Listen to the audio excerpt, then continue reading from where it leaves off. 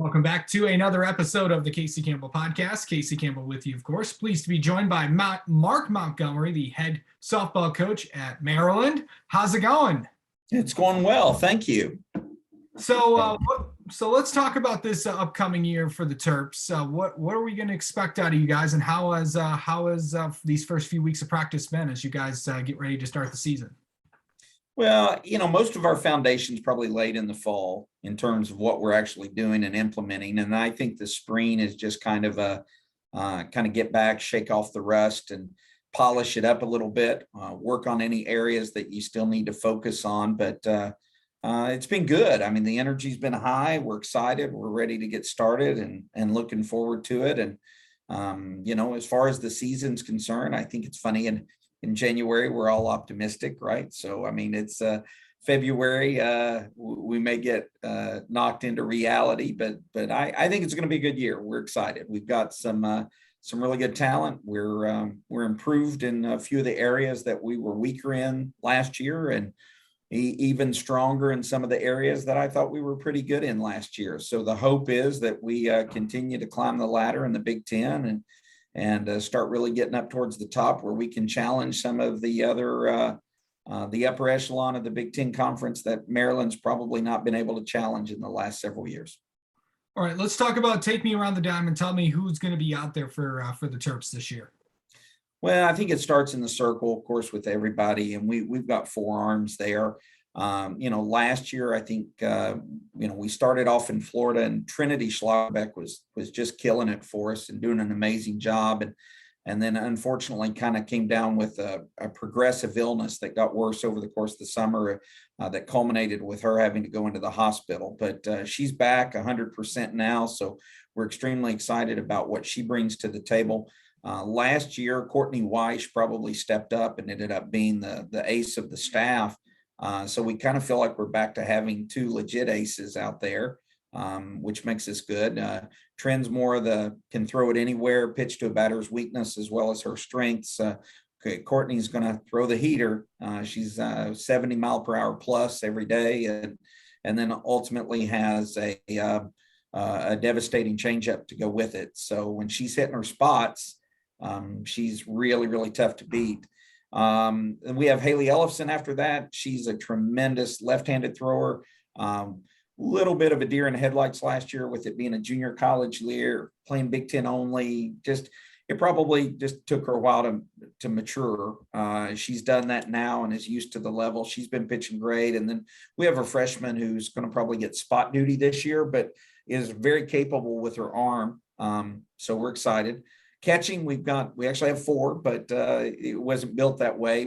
One's probably more of a bullpen catcher, but she'll be a pinch hitter for us in Caitlin Koenig. And then probably the number one catcher will be Kylie Goff, transfer from Purdue. Tremendous arm. I think she's a 75 plus overhand mile per hour speed arm. So we should be able to shut down most teams' running game. I'm excited about being able to do that. And then we have two other really nice catchers. One will be Amelia Leck, a freshman who's also going to be a big hitter for us in the lineup. And then Katie Dustin's a senior and brings the kind of depth of knowledge. She'll probably be the primary backup catcher, but start going around from there. I'm going to first base will be a battle between Regan Kerr and Mackenzie Greco. Mackenzie's hurt right now, but we're hopeful that we find out more information today in terms of where she's at. But she's been such a great hitter that transferred to us from Furman. Regan's been a 3-year starter, so this is her senior year. She's been showing signs of great things. Taylor Okada at second base, primarily second baseman, although we do have Taylor Ligori, which will be an infield utility player for us. Both of them good hitters. Just kind of what our matchup needs to be that particular day. One's a righty, one's a lefty. Okada's been one of our top batting averages over the last, probably 3 years. I mean, she's probably going to culminate in a 350 to 400 average as an everyday hitter in the Big Ten as her cumulative batting average, which is amazing for it to be that high. So Ruby Butler at short, just steady shortstop, good leader for us in the infield.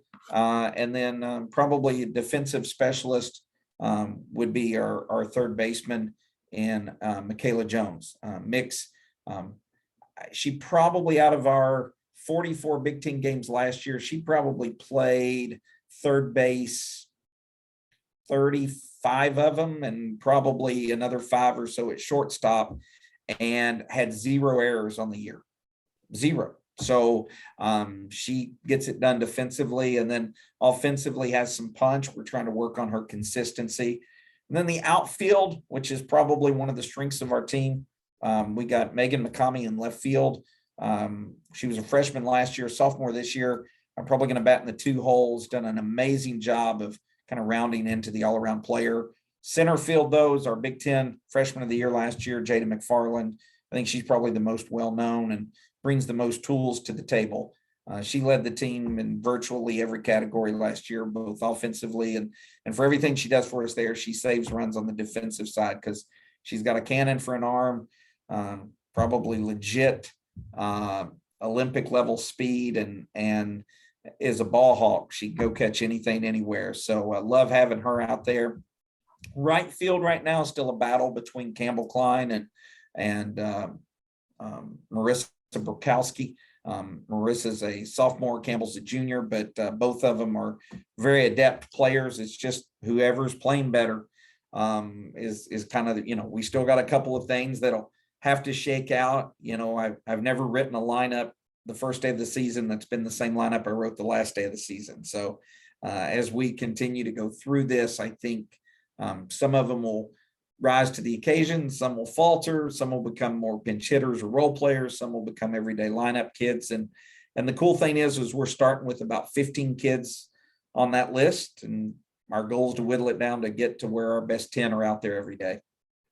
So let's talk about where you think you guys are at in terms of the conference. How do you think you can get up to where you want to go?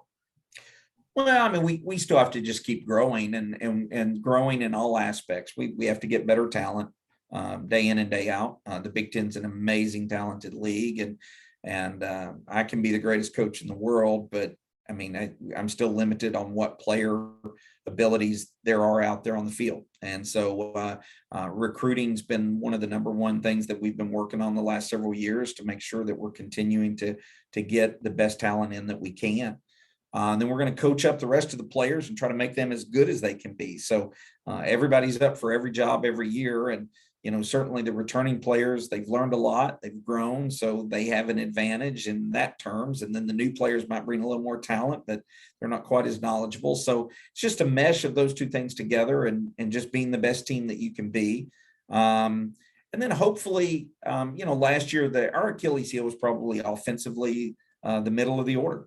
I thought we pitched it relatively well, especially when Trinity was healthy. I thought we were pitching it really well. I mean, we went to Florida those first 2 weekends where we played, Illinois, Wisconsin, Purdue, Iowa, and I'm trying to think who the other one was that we played. Oh, Minnesota, which ended up being like, 2 or 3 of the top 4 or 5 teams in the conference. So, I felt really good that we, actually that's 4 of the top 5. I mean, save Michigan. I mean, that was certainly in Northwestern. Those were certainly some of the top schools. So I think we played well, we pitched it well, we just couldn't score.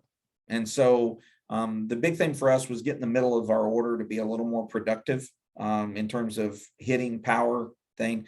We can run a little bit, we steal some bases, and we definitely can manufacture some runs here and there, but we needed to just flat out line up and be able to hit the ball better than what we did last year. And so that's probably the number one thing. And if we've gotten better there, but I think we actually pitched a little better than we did last year. I think defensively we're as good as we were last year, and we had good defensive numbers. So, hopefully we hit a little better, we pitch a little better, and that climbs you up the ladder. All right. Well, Mark Montgomery, thank you so much for taking some time to talk about this. To talk about us. Sorry, words are fun to say. Well, good luck this season, and we'll have you on again sometime. All right. Thank you for your time. Appreciate it. And good luck this year. All right.